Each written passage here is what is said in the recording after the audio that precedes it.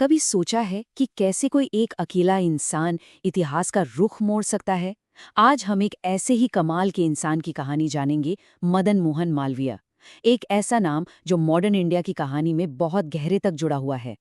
तो आइए देखते हैं इस महान शख्सियत को, जिनकी सोच ने सिर्फ बड़े बड़े इंस्टीट्यूशंस ही नहीं बनाए, बल्कि एक पूरे देश के कैरेक्टर को, उसके चरित्र को एक नई दिशा दी। तो उनके इस कमाल के सफर को समझने के लिए हम उनके जीवन को 5 जरूरी हिस्सों में बांटकर देखेंगे। उनकी साधारण शुरुआत से लेकर उनकी उस विरासत तक जो आज भी हमारे साथ है। तो चलिए कहानी शुरू करते हैं। हम उस दौर में हैं जब भारत पर अंग्रेजों का राज था। एक ऐसा टाइम जब देश अपनी पहचान के लिए, अपनी आज़ादी के लिए लड़ रहा था।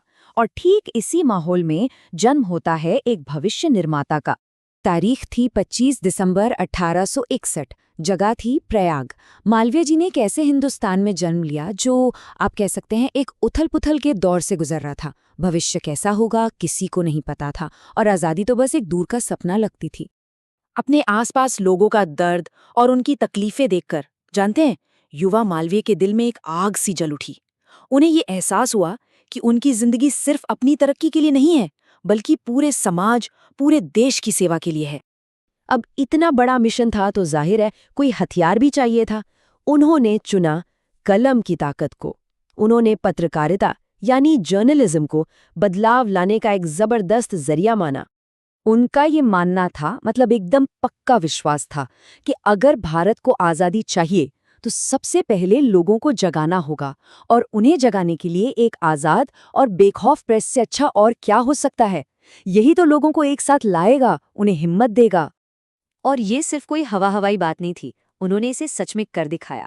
दशकों तक अपनी जर्नलिज्म करियर में उन्होंने लगातार लोगों को एक प्लेटफॉर्म दिया, एक आवाज़ दी। और सोचिए उस दमन वाले दौर में ये कितनी बड़ी बात रही होगी। सिर्फ यही नहीं, उनके प्रयास का दायरा बहुत बड़ा था। कोशिश ये थी कि हर हिंदुस्तानी तक बात पहुंचे, अंग्रेजी हो या हिंदी, रोज का अखबार हो या महीने की मैगजीन। मकसद एक ही था, जानकारी और चेतना की रोशनी हर हर कोने तक पहुंचाना।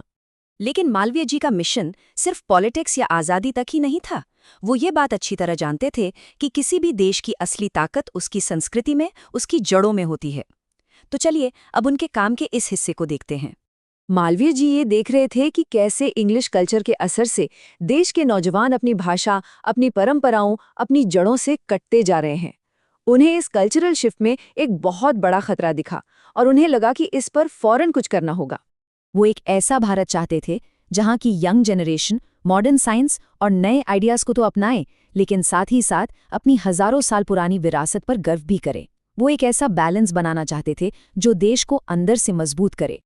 अब देखिए, मालवीय जी की महानता सिर्फ उनके कामों में नहीं थी, बल्कि उनके कैरेक्टर में थी। उनकी पूरी जिंदगी ही अपने आप में एक मैसेज थी। एक आम परिवार में पैदा होकर देश के इतने बड़े मुकाम तक पहुंचना, उनकी ये कहानी हमें दिखाती है कि अगर पक्का इरादा और सेवा का जज्बा हो तो कोई भी इंसान कुछ भी हासिल कर सकता है। अपनी जी तोड़ मेहनत और अटूट भरोसे के दम पर उन्होंने देश और समाज के कामों के लिए पूरे देश से करोड़ों रुपए जमा किए। जरा सोचिए, उस जमाने में ये कितनी बड़ी, कितनी असाधारण बात थी। और सबसे जरूरी बात पता है क्या है? इतना सारा पैसा इकट्ठा करने के बाद भी उन्होंने उसमें से एक पाई भी अपने पर्सनल काम के लिए खर्च नहीं की। ये चीज उनकी ईमानदारी और निस्वार्थ सेवा की भावना का सबसे बड़ा सबूत है। तो सवाल ये उठता है कि एक इंसान जो इतनी सादगी से जिया, वो अपने पीछे इतनी बड़ी, इतनी मजबूत विरासत आखिर कैसे छोड़ गया? एक आम इंसान से एक नेशनल आइकॉन बनने तक का उनका सफर, पढ़ाई के लिए उनका डेडिकेशन और उनकी निस्वार्थ सेवा, ये सब आज भी न जाने कितने लोगों को हिम्मत और प्रेरणा देती है। तो हम इसी सोच के साथ अपनी बात खत्म करते हैं। मदन मोहन मालवीय की जिंदगी हमें क्या सिखाती है? यही कि असली विरासत पैसे या पावर से नहीं बनती, वो बनती है डेडिकेशन से, ईमानदारी से और दूसरों की सेवा में एक मकसद भरी जिंदगी जीने से। और ये एक ऐसी विरासत है जो वक्त के साथ और भी चमकती है।